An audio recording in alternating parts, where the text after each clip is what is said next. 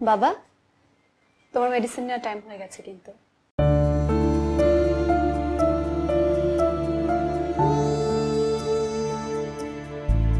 মা তুই যাও, আমি আসছি। এসো।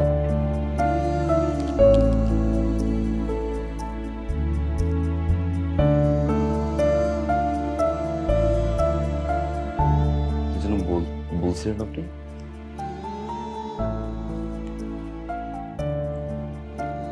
কি যেন বলছিলেন আপনি? হ্যাঁ, আমি বলেছি যে তোমাদের মতো কোনো যুবকের কাছ থেকে যদি প্রস্তাব আসতো আমি মহা ধুমধাম করে বিয়ে দিতাম।